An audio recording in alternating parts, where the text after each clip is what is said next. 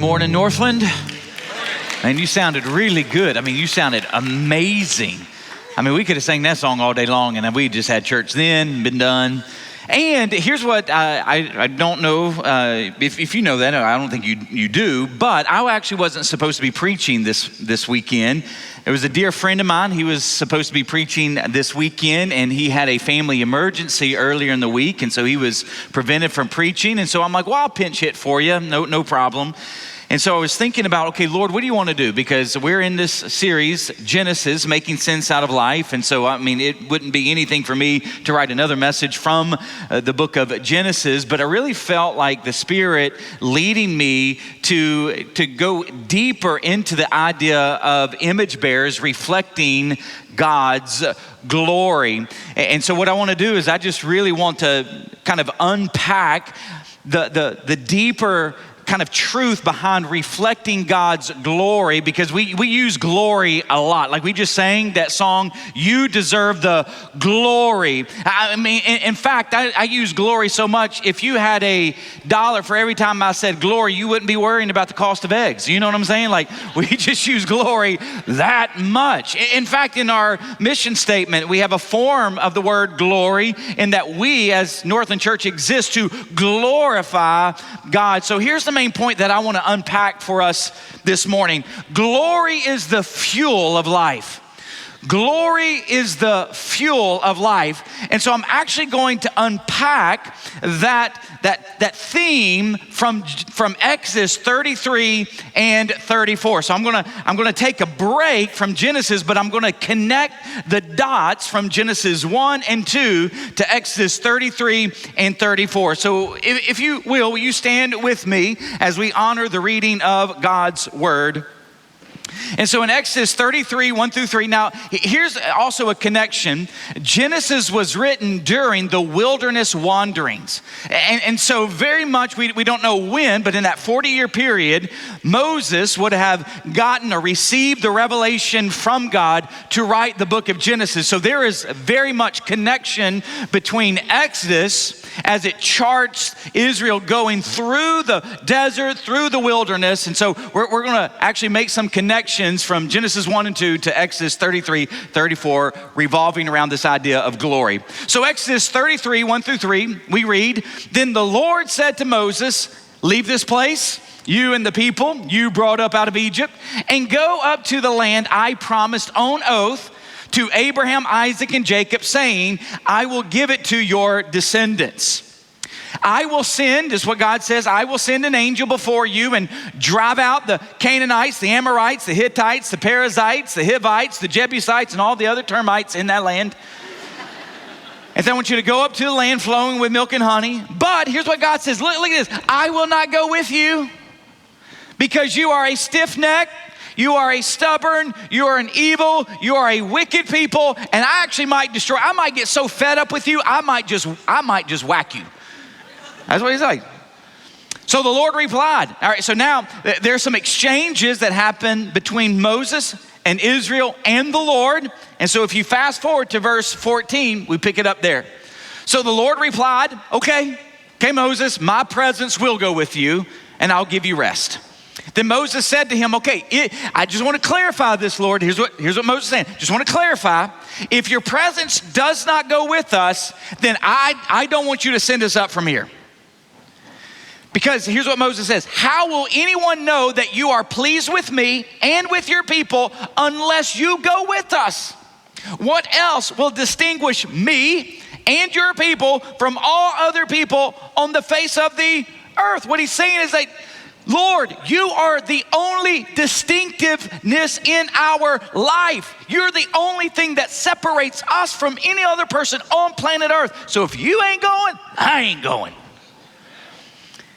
And then the Lord said to Moses, okay, all right, Moses, simmer down. I will do the very thing that you have asked because I am pleased with you and I know you by name. Then Moses said, okay, I need some confirmation. Show me your glory. And here's what the Lord said, I will cause all my goodness to pass in front of you and I will proclaim my name, the Lord, in your presence. I will have mercy on whom I will have mercy, and I will have compassion on whom I will have compassion. But he said, here's what the Lord said to Moses, you cannot see my face, for no one may see me and live. Then the Lord said, there is a place near where you may stand on a rock. When my glory passes by, I will put you in a cleft in the rock and cover you with my hand until I have passed by. Then I will remove my hand and you will see my back, but my face must not be seen. Wow. Father, show us your glory. And my prayer is that we will have a deeper understanding of what we're asking for after this message is done. So Jesus, I pray that you'd be the center of this message. Spirit of God, I pray that you would give us eyes to see, ears to hear, a mind to understand, a heart to receive your truth of how glory is the fuel of human life and how ultimate glory is found in you. And so Spirit, I pray that you would teach us this morning. And I pray that we would leave changed and transformed as a result of encountering the glory of our King. For it's in his name we pray. Amen. You may be seated. All right, I'm just going to let you know, I've done this 2 times. We're going to preach the house down this morning. I'm just going to preach it down. It's why I had to put a jacket on, because after 9 o'clock I almost had a wet t-shirt. And so I didn't want a wet t-shirt contest. You don't need that. So I want to unpack 3 truths regarding glory is the fuel of life. Here's the first truth. We, human beings, need glory to live. We need glory to live. Did you see what Moses said to God? Now show me your glory. Now in the context of the passage, God's glory is something that Moses longs for. He actually needs, if he's going to move forward in this journey called life, he is not going one more step unless God shows him his glory. Now what's wild is that Moses has gotten a lot of God's glory lately. If you read Exodus 3, God shows Moses his glory in the burning bush. There, Moses, he takes a detour because he sees this strange, weird sight. This bush is on fire, but it's not being burned up. It's not being destroyed. And so Moses goes over to the bush, and God calls to Moses from the bush. And then God tells Moses, hey, the place that you are standing is holy ground. Take off your sandals. There, Moses will dialogue with God. God's showing elements of his glory there to Moses. God is going to send Moses to Egypt to deliver Israel out of the hand of the Egyptians. God's going to reveal more elements of his glory there in Egypt through the signs and wonders, through the plagues. And then we also see that as Israel leaves Egypt, God will reveal his glory by leading Israel by a pillar of cloud by day and a pillar of fire by night. God will also reveal other elements of his glory when he parts the Red Sea and Israel walks on dry ground. I mean, Moses has gotten a lot of God's glory already, but he wants more. He needs more. He can't get too much of God's glory. Now, why does he really need God's glory and long for God's glory even more in chapter 33? Well, it's been a few heavy days for Moses. In fact, a couple heavy weeks for Moses. And so he's in desperate need of God showing himself, showing his glory once again. Now, the question that we need to ask and answer is, so when Moses asked to see God's glory, what is he asking to see? Well, there are 2 sides to the Hebrew word for glory, which is kabod. And let me show you those 2 sides.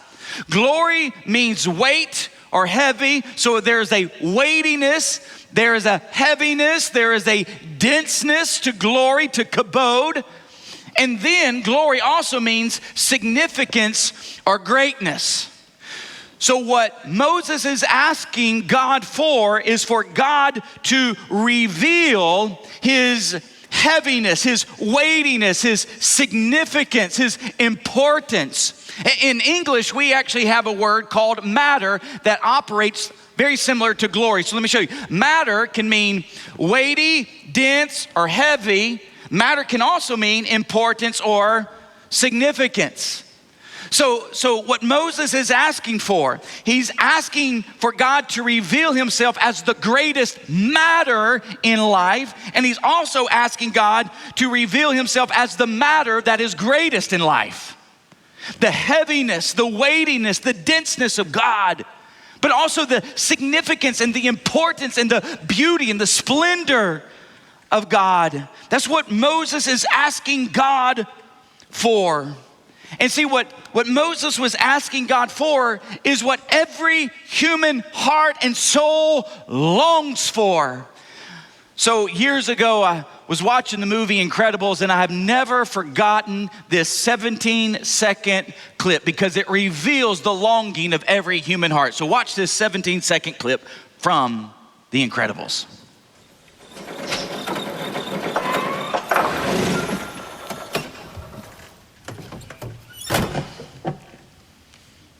Well, what are you waiting for? I don't know. Something amazing, I guess. Me too, kid. 17 seconds. But this little kid reveals what every human heart and soul longs for, something amazing. But did you hear Mr. Incredible? Did you hear old Bob? He's like, me too, kid, me too.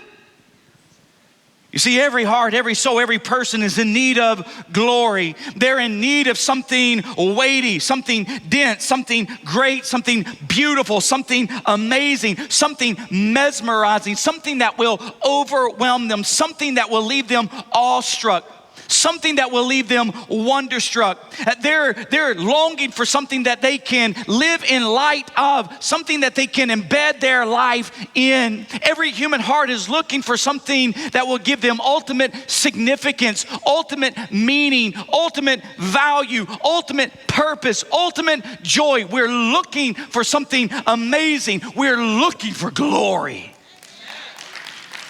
Why is it as little kids, when we go to Disney, we want to dress up as our character because we've been enamored with that character. Now we're in their story and maybe we can see them in their territory. Why is it as adults we long to be part of something that matters? We long to do something that matters, that is of significance, because we're longing for glory. You see, Moses is at a crossroads in life and he's asking God to show him his glory because he cannot move until he sees God's glory. Now, I don't know where you are today. Maybe you're coasting through life feeling as everything is hunky-dory, everything's well, but something is missing. Everything is good, but you feel empty. Let me tell you, you're longing for glory. Glory is missing in your life. Maybe you've lost purpose and meaning. Maybe you got a nice job, you got a good marriage, you got your 2.5 kids, you got a little white picket fence, you got 2 dogs named Fido and Rover. I mean, things are just going well, but there's no meaning, no purpose. You're missing glory. Maybe you're in a crisis. Maybe your marriage is hanging by a thread and you don't know what to do. Maybe you are in an individual midlife crisis. And so you bought the convertible, but your hair's still balding. You're trying biotin, you're trying everything to try to keep those hair follicles there. And you're in this midlife crisis. And I'm going to tell you, you're missing glory. Ain't about your little hair follicles. Ain't about that convertible. Maybe you're concerned or you're afraid about the future. Maybe it's a health issue, a job issue, aging parents, something happened in your occupation, something happened in your industry. Maybe it's a grown child that has you anxious.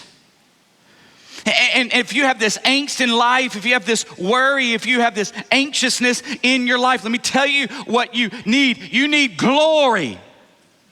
You see, we need glory to live and move and have our being, which leads to number 2. Number 2 is, okay, so if we as human beings need glory to live, then number 2 would be, where do we look for glory? Now, we know where Moses looks for it. He's going to find it in God, so let's just put a pin in that. We'll explain that in a second. But there's actually 2 other options that we have as human beings as we look for glory to fill our life. The first option we have is actually false idols. Now you find this in chapter 32. So Moses, he's on Mount Sinai hanging out with God.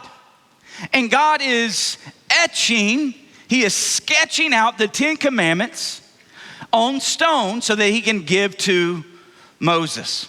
Well, while Moses is up there for 40 days and 40 nights, God interrupts the time and says, you need to get back down to your people because they're having just a little too much fun without you. Well, what are they doing? Well, here's what we read in Exodus 32. So the Israelites come to Moses' brother Aaron, and they say, make us gods who will go before us. As for this fellow Moses who brought us up out of Egypt, we don't know what has happened to him. I find this strange. 40 days, 40 nights, Moses, he's MIA. He's missing in action.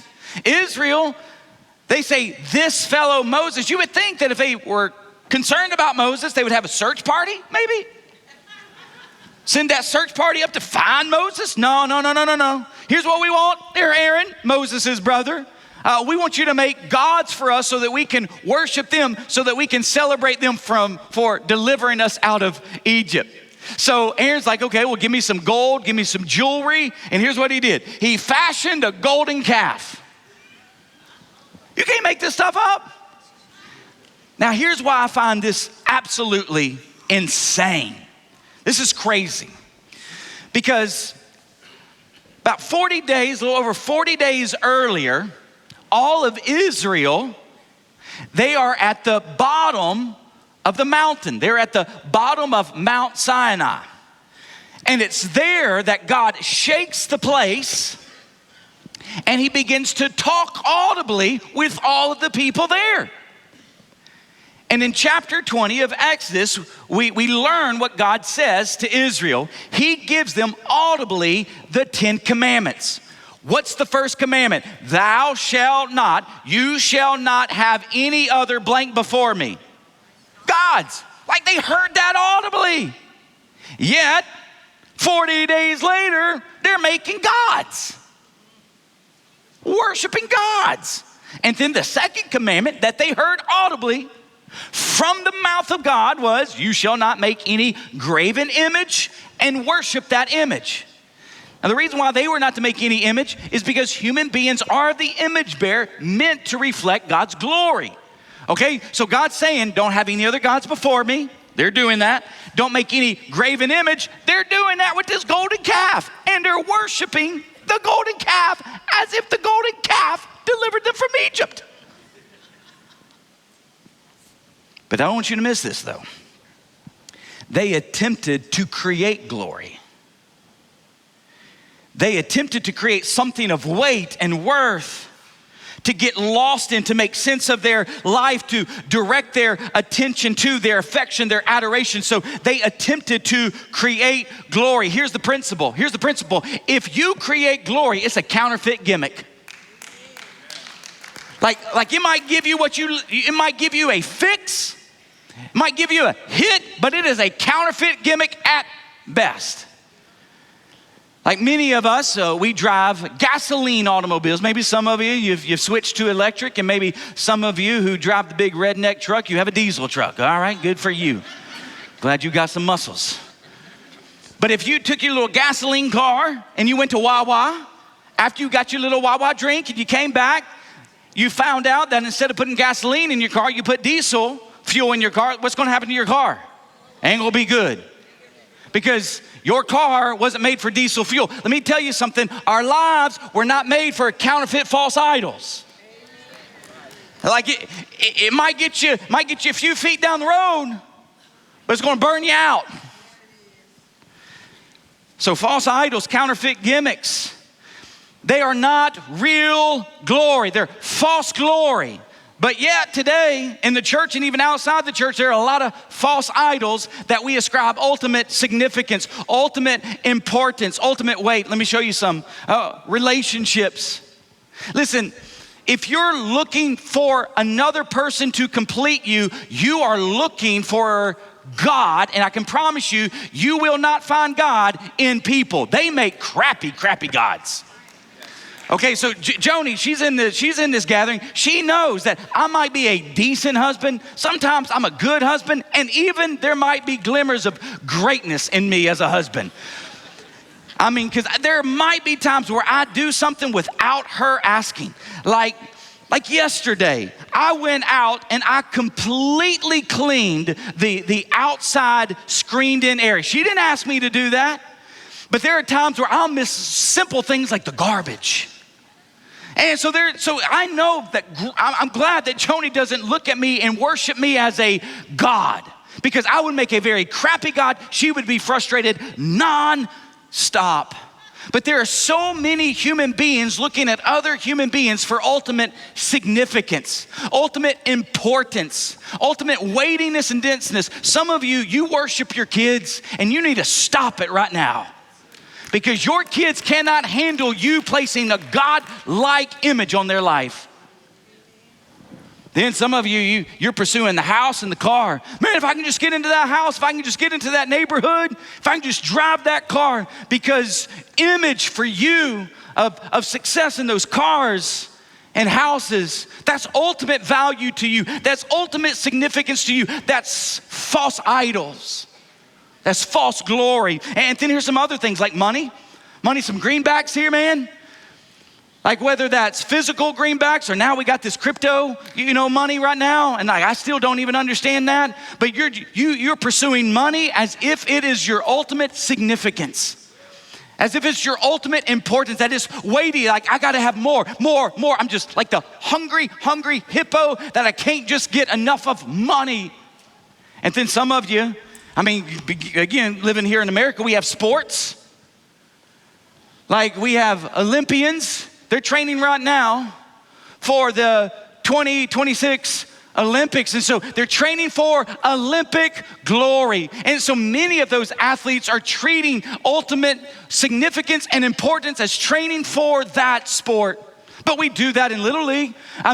We long for the glory of the Little League Babe Ruth World Series, or the Little League World Series, or the state championships. And so we put ultimate value and significance in this thing called baseball or basketball or pickleball. Listen, you're talking to somebody who is one of the most competitive people. Like if I play pickleball with you, I am going to try to destroy you. Like we got a little life group called Pickleball for Jesus. I hit some guy in the back a couple weeks ago. I'm like, oh, I'm so sorry. But that's not ultimate. Sports, that little ball was never meant to be ultimate. It's a false idol. It's false glory. Here's another one. Religion. Like I want you to realize that Christianity, although our world will call it a religion, when you actually understand its essence and the nature of Christianity, it's not about religion or religiosity or do's and don'ts or regulations or rituals.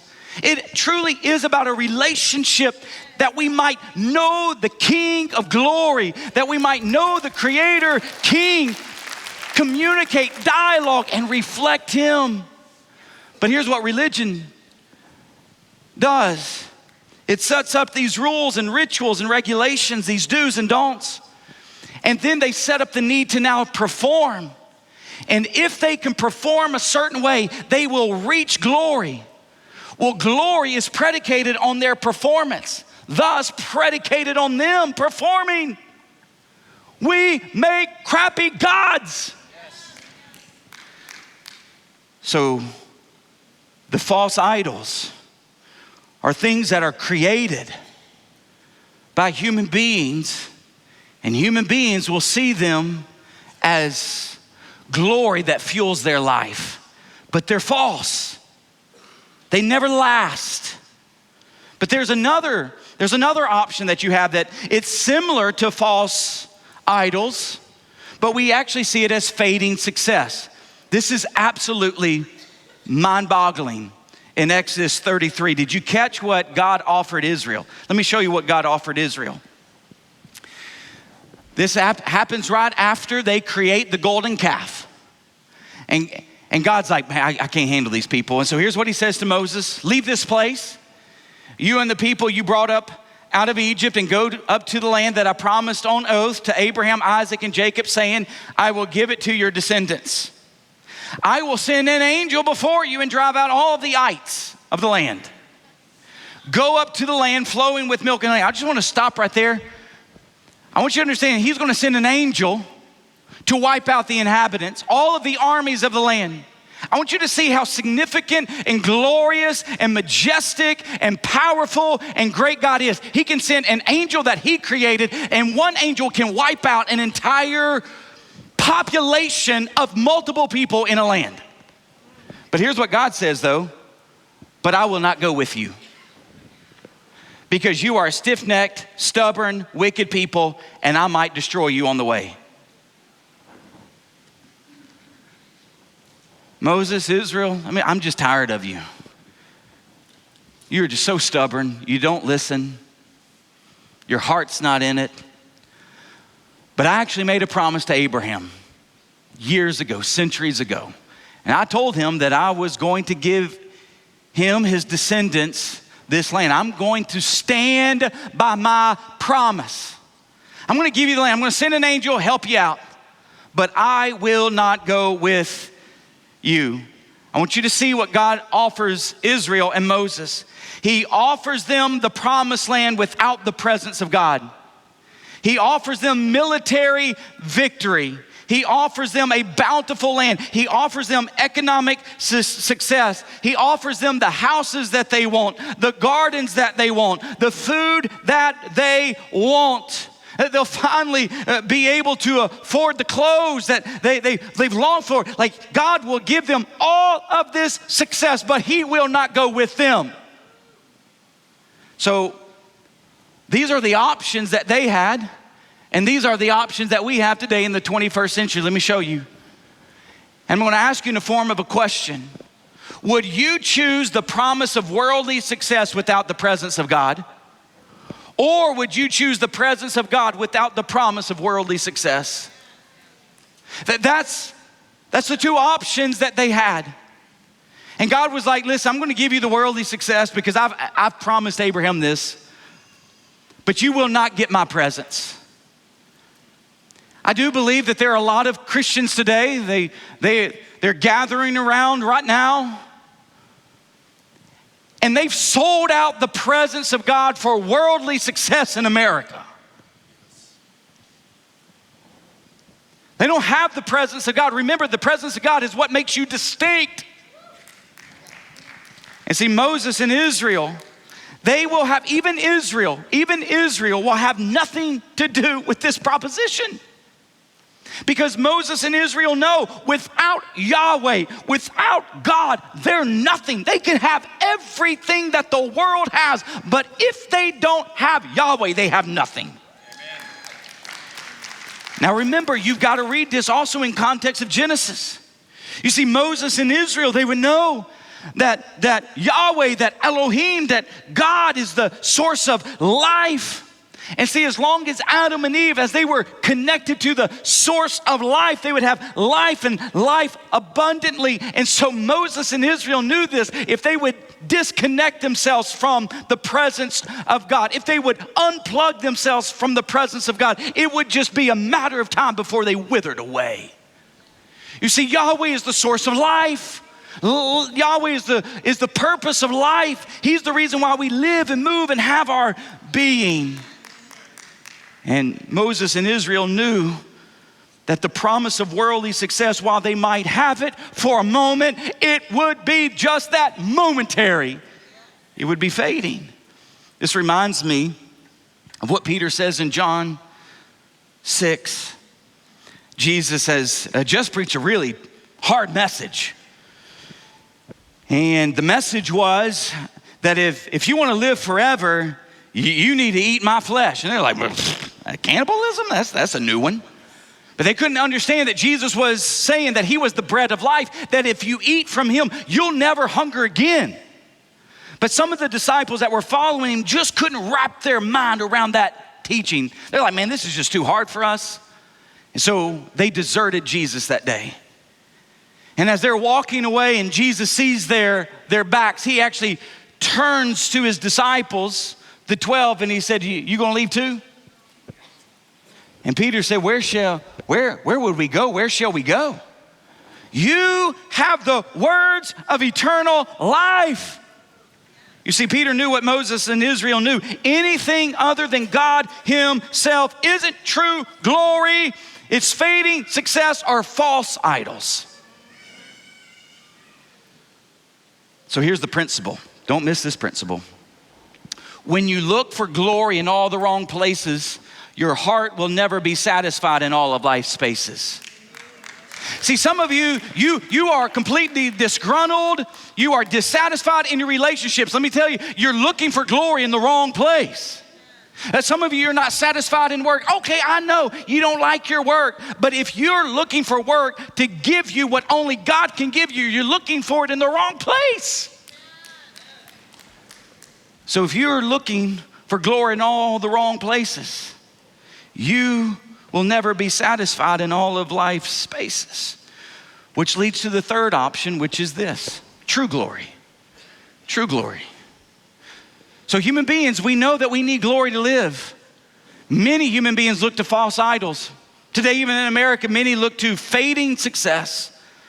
But Moses looked to Yahweh, looked to God.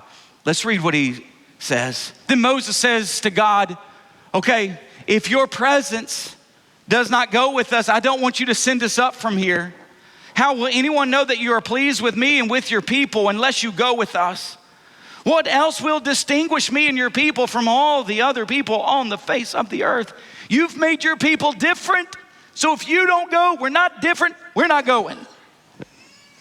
And here's what the Lord said to Moses. Well, I will do the very thing that you have asked because I'm pleased with you and I know you by name. All right, then Moses says, all right, I need some confirmation that you're gonna go. All right, I need some confirmation. So what does Moses ask for? Show me your glory. And don't miss this. And the Lord said, I will cause all my goodness to pass in front of you, and I will proclaim my name, the Lord, in your presence. Oh, this is so good. I'm about to give you a deep understanding of God's glory. Moses asked God to show him his glory. And in the very next line, God says, I will show you my goodness and I will proclaim my name to you. So if you want to know what God's glory is, here it is. God's glory is his nature, his characteristics, and his attributes. That's his glory. So show me your glory. I'll show you my goodness and I'll proclaim my name. And anytime somebody would proclaim their name in that day, they were proclaiming who they were. They were proclaiming their character. They were proclaiming their attributes. They were proclaiming their nature. So when God is telling Moses, I'm going to show you my glory. I'm going to reveal who I am. Who is God? Well, Exodus 34 tells us. Then the Lord came down in the cloud, and he stood there with Moses and proclaimed his name, the Lord. And God passed in front of Moses proclaiming, the Lord, the compassionate and gracious God, slow to anger, abounding in love and faithfulness, maintaining love to the thousands and forgiving wickedness, rebellion and sin. Yet he does not leave the guilty unpunished. He punishes the children and their children for the sin of the parents to the third and fourth generation. Did you catch all of those descriptions of who God is? That he's compassionate, he's gracious, he's patient, he's long-suffering, he's loving, he's faithful, he's merciful, he's just, he's sovereign, he's truthful. So family and friends, if you're looking for ultimate glory, if you're looking for that thing or that person which ultimately matters, that is the greatest matter in the universe. If you're looking for ultimate worth and value and significance, if you're looking for ultimate beauty and splendor and majesty, if you're looking to be awestruck and wonderstruck, if you're looking for ultimate meaning and purpose, if you're looking for ultimate lasting eternal success, if you're looking for life and abundant life, look no further than God. Because his presence will be like that of the burning bush scene. Because if you remember that scene, the bush is burning, but it's not destroyed. I'm just gonna be honest.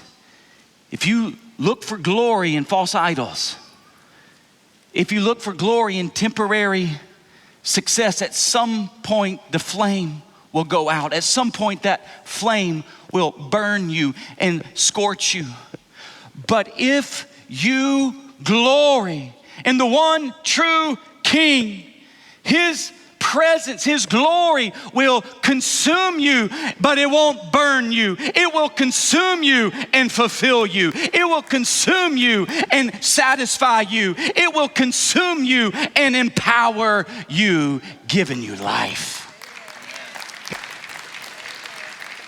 Which then leads to the third truth, and that is true glory lights up our life. So human beings, we need glory to live. There's only a handful of options that we have of where we will look and find glory. But when you find glory, glory lights up our life. Now we've seen this happen in our lives before, because we will have these instances in our life where we're like, oh my gosh, you glowing. Like I'll give you some for instances. Like some women, like when you got pregnant, you just glowing. I mean, I'm pregnant, woohoo, we've been trying. And somebody sees you and you're like, you're glowing, what's wrong? What's happened? I'm pregnant. And then some of you remember the glow that you had when you got engaged. You're like, what happened? Man, he proposed. He proposed at a rest stop and he sang a song to me. That's how I proposed to Joni, by the way, at a rest stop, and no lie, at a rest stop in Florida. I mean, so we've come full circle. Anyways, and that was like 21 years ago. But glowing, guys, glowing because something incredible happened in your life. Maybe you got a promotion. And you're just glowing because this is what you've been longing for. Maybe you got your dream job. You're just glowing. You're radiating because, man, something incredible happened in your life. Let's look at what happened to Moses. Exodus 34. When Moses came down from Mount Sinai with the 2 tablets of the covenant law in his hands, he was not aware that his face was radiant because he had spoken with the Lord. When Aaron and all the Israelites saw Moses, his face was radiant, and they were afraid to come near him. Oh. See, Moses, he said, Lord, show me your glory. God proclaims his name, his goodness, his character, his attributes, his nature. And when Moses comes down off the mountain, he's radiating with God's glory. Now remember last week, we talked about how Genesis 1, 26 through 28 tells us and teaches us that human beings were created in God's image to reflect him, to represent him, to mirror him. Here's the principle that we see here. You will glow your glory. See, whoever you find glory in, you're gonna glow the glory. That's what we see here. Moses, show me your glory. God shows him and he radiates God's glory. You see, that's what human beings were created to do, to glow God's glory. This is what worship is. Worship is giving the glow of God's glory. So when we sing, we give off the glow of God's glory. But it's not just with our lips. It's not just with our songs. It's with ourselves and our lives. So let me tie last week to this week. So in Genesis 1, 26 through 28, we talked about how we glow God's glory. We glow God's glory through our relationships, through our job and our vocation, and through our stewardship and management of our time, our talents, and our treasures. And then what we have looked at in the past, over the last couple of weeks, is that even in Genesis 1, embedded in Genesis 1 and 2, are God's nature, his characteristics, and his attributes. So this is a list of 5 elements of God's nature. So let me show you how we as human beings, if we glory in God, will glow his glory. All right, so we're going to reflect, represent, and mirror God's glory in our relationships. Now, God is omniscient. He's all-knowing. He's the ultimate know-it-all. You ain't, I ain't. Okay, so let's take a marriage for example. Okay, so guys, I'll just be honest, we dumb. Like sometimes we just don't understand our wives. Sometimes we either don't understand the words that are coming out of her mouth, or we don't understand what she has communicated to us of what she wants. And so, but here's the thing. She has been made by the Creator King. God is omniscient. He knows her. He knows Joni. He knows her needs. He understands her needs. And so if I really want to glow God's glory in my marriage, and what I'm going to do, where I don't understand, God, give me understanding into my wife. Give me understanding so that I might love her as Christ loved the church. I need your all-knowing. I need your understanding. I need your knowledge so that I might glow your glory to her. So that's how it works. So think about your job, your vocation. Some of you are stuck right now in a plan or a process in your job.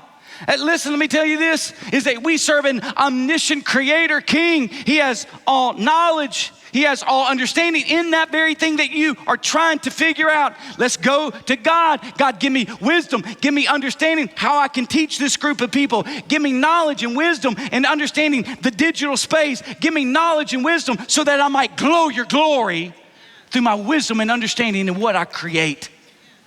So you see how it works? So you go through all of these and you begin to unpack how do you glow God's glory in all spheres of life, representing and reflecting his nature. Here's some characteristics and attributes that we've talked about. Life-giving. Let me ask you this. So when you're going to glow God's glory, listen, I know some of you are in a job that you don't like, but you ain't there. You ain't there just for yourself and getting a paycheck. You're there to glow God's glory. And so now I'm going to ask myself, even if I'm a greeter at Walmart, God, how can I glow your glory as I greet people for your glory?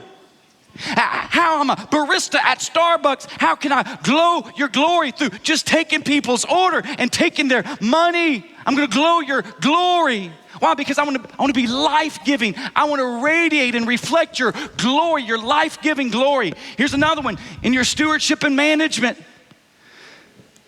God, how can I steward the time that you've given me, the talents that you've given me, the treasure, the money that you've given me, so that I might be life-giving? God, I want to glow your glory. You see how this works? Here's the last set. Collaborative, relational, benevolent, dedicated, and celebratory. Let's just look at benevolent. God, how can I reflect your love, your grace, your mercy? How can I reflect your forgiveness with this friend who hurt me? In your work and your colleagues. Man, I'm telling you, maybe you don't like Earl. I don't know who Earl is, but maybe there's an Earl in your life and you just don't like Earl. But in your job, how can you glow God's glory? Because you know that you are an enemy of God, yet he loved you, he pursued you, he was merciful to you. How can you be that to Earl? Glowing God's glory. This is how glory works. Oh, I could spend the next 45 minutes just going through example after example. If we glory in God, if he is our ultimate in life, if he's ultimate significance and importance in our life, if he's the weightiest, the greatest, the grandest in our life, we'll glow his glory. The reason why many people in our culture don't believe is because we are not glorying our King. We are glowing some false idol. We're glowing some fading success and not the beauty of our King. But if we glory in him, we'll glow him. Now I'm about to end. Man, I'm sweating up here good. No, I need a hanky. But I need to go back to something, because I don't know if you caught it. Here's what God told Moses. He's like, I'll show you my goodness. I'll proclaim my name. But here's what he says. God says this to Moses. You cannot see my face, for no one may see my face, me, and live. Ho, ho. Yeah. All right, so at that moment in time, God's like, you can't see all of me, but I am going to let you get a glimpse of the fullness of my goodness at that moment. But you can't see my front side, so I'm gonna put you in a place where you can see my backside. So I know that some of you've been on the Jungle Cruise, and they've told you about the eighth wonder of the world, the backside of water. But the backside of water is no different than the front side of water. But I actually want you to know that the backside of God is different from the front side of God. Well, how do I know that? Well, because centuries later, we would come across this in John 1:14. The Word became flesh and made his dwelling among us, and we've seen his glory.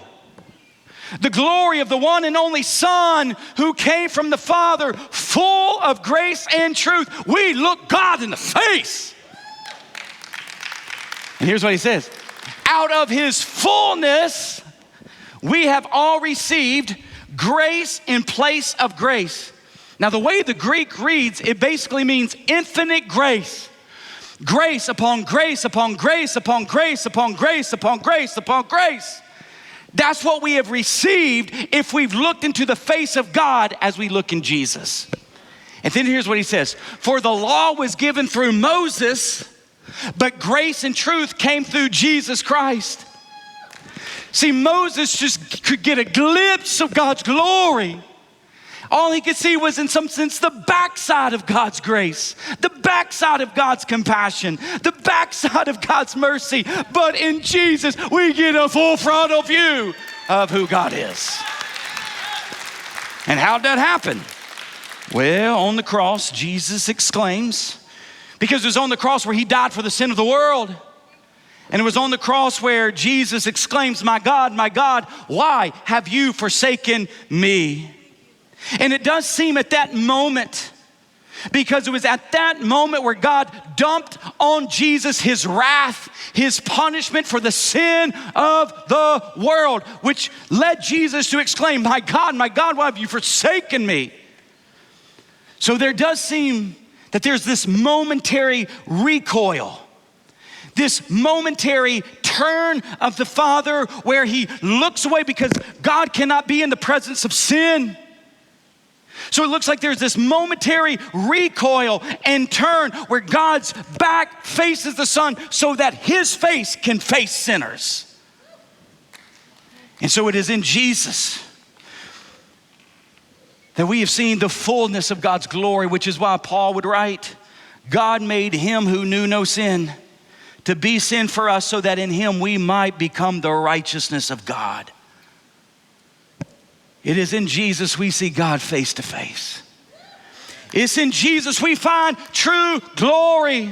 It's in Jesus we live and move and have our being. It's in Jesus. The deeper we go into knowing Jesus, the deeper we go into understanding Jesus, the more we glow God's glory, his character, his attributes, elements of his nature. It's in Jesus we truly find the fuel of life. Do you know him?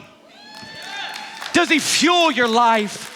Does he fuel your marriage? Does he fuel your relationships? Does he fuel your job and your vocation? Does he fuel your time, your talents, and your treasures? He is the glorious one. He is the fuel of life. Oh, and I just want to point you to him. That's what I get. I mean, like, oh my gosh. That's why I breathe and move and have my being, to point you to the fuel of life. And so what I'm going to do is I'm going to give you an opportunity just to respond in worship, ascribing glory to him with your lips, so that he might fill you, empower you to glow him in the world. So will you stand with me? We're going to sing the house down. All right, hopefully I preached the house down. But now I want us to sing the house down. Like, unless you got an appointment, like at 12:30, listen, I don't even care if you're stinking hungry. You need to be hungry for Jesus. And let us respond to him.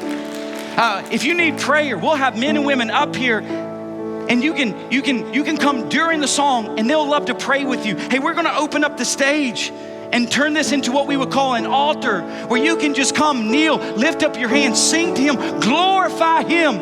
Let him fill you with his presence. Let him fill you with his character and his attributes, so that you might glow him. Father, be glorified and pleased as we lift up your mighty name. Amen.